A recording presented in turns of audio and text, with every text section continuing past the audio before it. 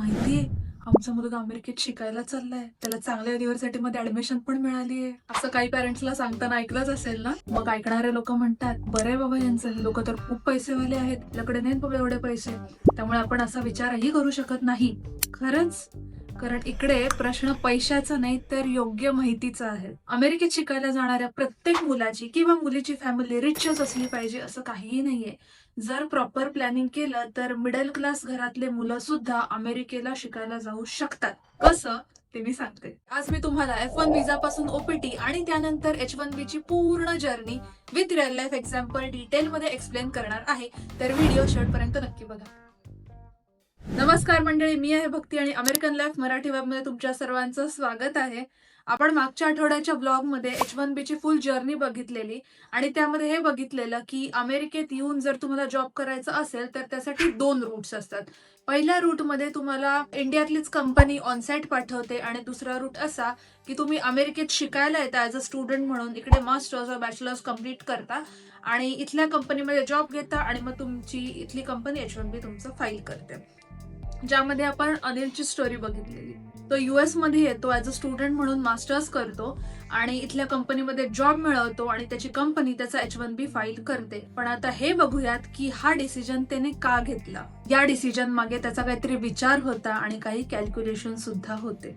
इंडियामधून युएसला direct onsite जाऊन काम करायची शक्यता खूप कमी असते, कारण कंपनीजकडे कमी जागा असतात आणि कॉम्पिटिशन पण जास्त असते. आता H1B व्हिसाचे नंबर्स बघा. डायरेक्ट ऑनसाईट येणाऱ्यांसाठी रेग्युलर H1B कोटा असतो 65,000, म्हणजेच दरवर्षी फक्त 65,000 लोकांनाच व्हिसा मिळतो. पण जर तुम्ही US मध्ये मास्टर्स केलं तर एक्स्ट्रा 20,000 क्रेडिट्स मिळतात. हा मास्टर्स कॅप आहे जो फक्त US मध्ये मास्टर्स केलेल्या स्टुडंट्सला मिळतो. त्यामुळेच मास्टर्स केलेल्या स्टुडंट्सला H1B मिळण्याचा चान्स जास्त असतो आणि म्हणूनच अनिलने मास्टर्सचा पाथ चूज केला. तर चला सुरुवातीपासून बघूयात.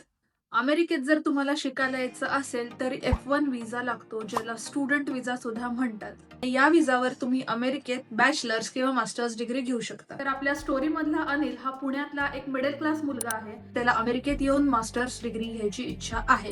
यासाठी त्याला लागणार आहे F1 व्हिसा. F1 व्हिसा पर्यंत पोहोचण्यासाठी काही प्री रिक्विजिट्स आहेत. सगळ्यात आधी अनिलला अमेरिकेत मास्टर्स करण्यासाठी युनिव्हर्सिटी शोधावी लागेल. त्यानंतर कोणत्या फील्डमध्ये आणि कोणत्या स्टेटमध्ये मास्टर्स करायचं आणि महत्वाचं म्हणजे कोणती युनिव्हर्सिटी परवडेल त्याला अमेरिकेमध्ये, हा सगळा रिसर्च करावा लागेल. हे सगळं कशासाठी? कारण भारताप्रमाणेच अमेरिकेतही असे बरेच एरियाज आहेत जिथे राहणं आणि एज्युकेशन कम्प्लीट करणं हे सगळ्यांनाच परवडतं असं नाही. जसं की जर तुम्ही कॅलिफोर्नियामध्ये शिकायला गेलात तर तिथली युनिव्हर्सिटी फीज आणि अकोमोडेशन हे सगळं मिळून तुम्हाला खूप कॉस्टली होईल. पण तेच जर तुम्ही नॉर्थ कॅरोलिना, टेक्सास किंवा फ्लोरिडाच्या ठिकाणी गेला तर तुम्हाला एज्युकेशन आणि राहणं बरंच स्वस्त पडतं. असे सगळे फॅक्टर्स कन्सिडर करून अनिलने ठरवलं की आपण कम्प्युटर सायन्स मध्ये मास्टर्स करायचं आणि त्यासाठी 7 ते 8 युनिव्हर्सिटीज और कॉलेजेसला त्यांनी अप्लाय केलं. अजून एक गोष्ट म्हणजे आता बऱ्याच लोकांचं हे कन्फ्युजन आहे की आता GRE द्यावी लागते का? तर नाही, GRE बंद झाल्यापेक्षा मी म्हणेल की ऑप्शनल झाली आता. आधी कसं असायचं की अमेरिकेतल्या युनिव्हर्सिटीजला अप्लाय करताना GREचा एक स्पेसिफिक स्कोर लागायचा. तर आता बऱ्याच युनिव्हर्सिटीजनी GRE as a optional exam म्हणून ठेवलेली आहे.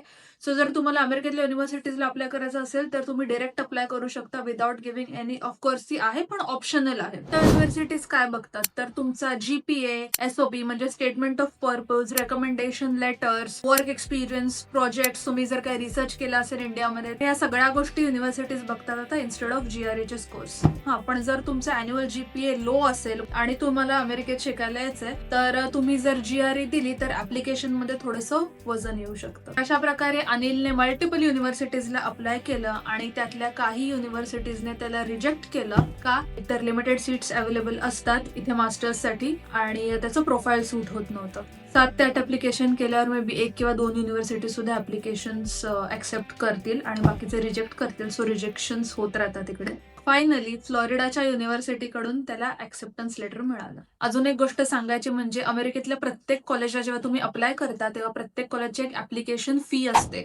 सो तुम्ही जेवढे ऍप्लिकेशन्स कराल तेवढी ऍप्लिकेशन फी तुम्हाला भरावी लागते. प्रत्येक कॉलेजला सेपरेट ऍप्लिकेशन फी असते आणि एका ऍप्लिकेशनची फी अराउंड 8 ते 10 हजार असते. इतके पैसे एकदम घालवणं इझी नाहीये.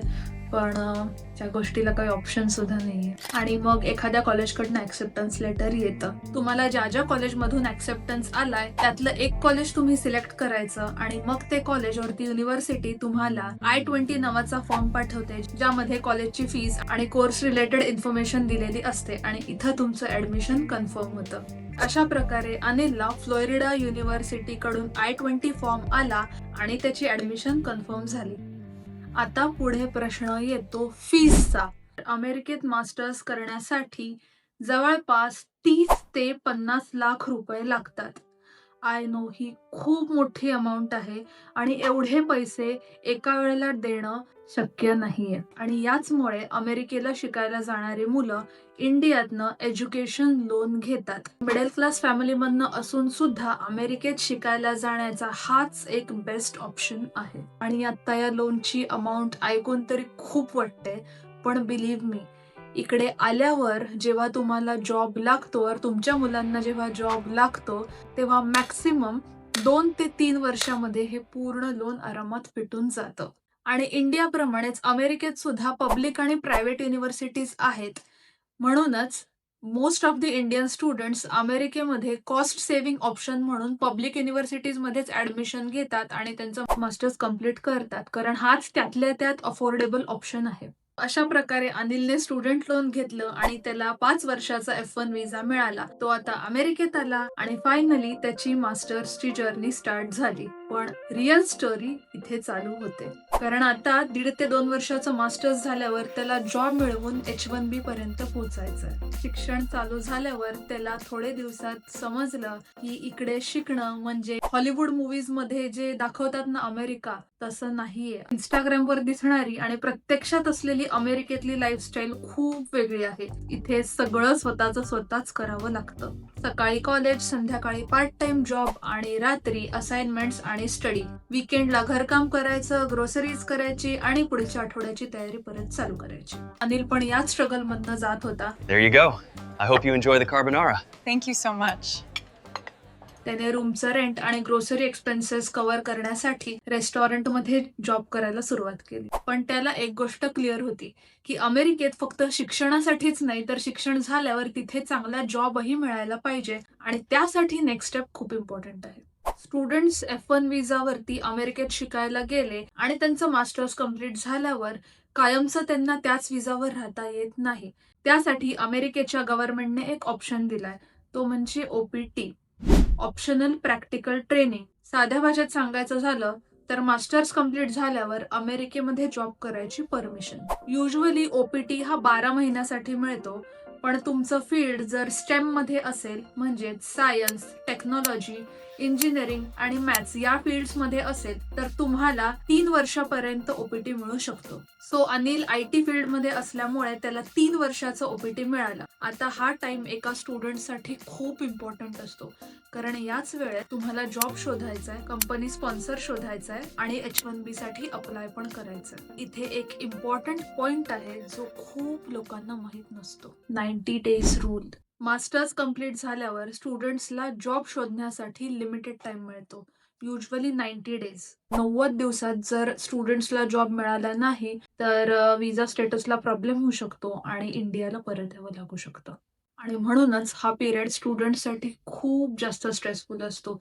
विजाचं टेन्शन, लोनचं tension, resumes, interviews, applications, networking, या सगळ्या गोष्टी एकाच वेळेला चालू असतात. अनिल याच सगळ्या टेन्शनमध्ये दिवस रात्र जॉब सर्च करत होता, कारण त्याला माहित होतं जर ही स्टेप कम्प्लीट झाली तरच पुढच्या स्टेपकडे जाता येईल, ती म्हणजे H1B. जर तुम्हाला H1B ची फुल प्रोसेस आणि माहिती जाणून घ्यायची असेल तर हा मागच्या आठवड्याचा व्हिडिओ नक्की चेक करा. फायनली अनिलला गुगलमध्ये जॉब लागला आणि गुगल त्याचा H1B स्पॉन्सर करायला रेडी झाली. जसं मी म्हणलं की अमेरिकेमध्ये मास्टर्स कम्प्लीट झाल्यावर OPT टाइम पिरियडमध्ये तुम्हाला 3 वर्ष मिळतात जॉब करण्यासाठी. म्हणजेच तुमच्याकडे 3 अटेम्प्ट्स असतात H1B फाईल करायला. अनिलचं ऍप्लिकेशन पहिल्या H1Bच्या लॉटरीमध्ये सिलेक्ट नाही झालं. मग त्याने दुसऱ्या वर्षी परत एकदा अप्लाय केलं आणि फायनली त्याचं लॉटरीमध्ये नाव पिक झालं. Oh my god, I got it! I actually got it! हा मोमेंट स्टुडंटसाठी खरंच लाईफ चेंजिंग असतं. आपला अनिल फायनली H1B वर आला आणि त्याला थोडी शांती मिळाली. याचा फायदा असा की आता तो फुल टाइम जॉब करू शकतो कुठल्याही एम्प्लॉयरसाठी आणि चांगली सॅलरी मिळते. प्लस ग्रीन कार्ड साठी पण अप्लाय करू शकतो. आणि म्हणूनच म्हणतात ना की H1B मिळेपर्यंत थोडं जास्त स्ट्रगल करावा लागतो स्टुडंट्सला, पण एकदा तो मिळाला की बऱ्यापैकी लाईफ इझी होऊन जाते. म्हणूनच US ची जर्नी इझी नाहीये, पण इम्पॉसिबल सुद्धा नाहीये. In the end all the struggle will be worth it. तर या सगळ्यामध्ये तुम्हाला हा प्रश्न पडला असेलच ना की हा तर हॅपी सिनारिओ झाला, पण असेही काही लोक असतात आणि बरेच लोक असतात ज्यांचे या 3 अटेम्प्ट्स मध्ये सुद्धा H1B पिक होत नाहीत. मग त्यांचं काय होतं हे आता आपण पुढच्या आठवड्याच्या व्हिडिओमध्ये बघूयात. सो जर तुम्ही अमेरिकेत शिकायला यायचा प्लॅन करत असाल, तुम्हाला तुमच्या मुलांना अमेरिकेला शिकायला पाठवायचं असेल, तर ही विजा सिरीज तुमच्यासाठीच आहे. प्लीज मिस करू नका, कारण यामध्ये मी स्टार्ट टू एंड अभ्यास करून तुमच्यासाठी डिटेल्ड इन्फॉर्मेशन आपल्या ब्लॉग्स मध्ये शेअर करतेय. सो अमेरिकेत शिकण्याबद्दल, जॉब बद्दल, ग्रीन कार्ड, सिटिझनशिप्स बद्दल जी इन्फॉर्मेशन हवी असेल ती तुम्हाला या 4 ते 5 ब्लॉगच्या सिरीज मध्ये मिळून जाईल. कारण या 4 ते 5 एपिसोड्स मध्ये मी फुल पाथ कव्हर करणारे जो मोस्ट ऑफ द इंडियन्स अमेरिकेत येऊन राहण्यासाठी चूज करतात. आणि जसं की मी मागच्या व्हिडिओमध्ये सांगितलेलं की आजपासून प्रत्येक व्हिडिओमध्ये आम्हाला आवडलेल्या कमेंट्स ज्यांनी केल्यात त्या लोकांना मी शाउट आउट देणार आहे. आजचा शाउट आउट जातो डॉक्टर संचिता लिमये आणि रवींद्र सप्रे यांना. थँक्यू, तुम्ही आमच्या ब्लॉगवर इतक्या छान कमेंट्स केल्याबद्दल. अशा कमेंट्स वाचून खरंच खूप मोटिवेशन येतं. व्हिडिओ शेवटपर्यंत बघितल्याबद्दल धन्यवाद. जर या चॅनलवर नवीन असाल तर प्लीज सबस्क्राईब करा.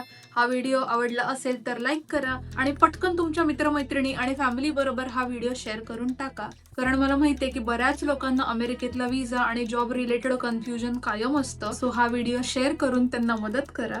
आणि काही डाऊट्स आणि सजेशन्स असतील तर बिनधास्त आपल्या कमेंट सेक्शन मध्ये विचारा. भेटूयात लवकर पुढच्या शुक्रवारी संध्याकाळी 7 वाजता. Bye bye.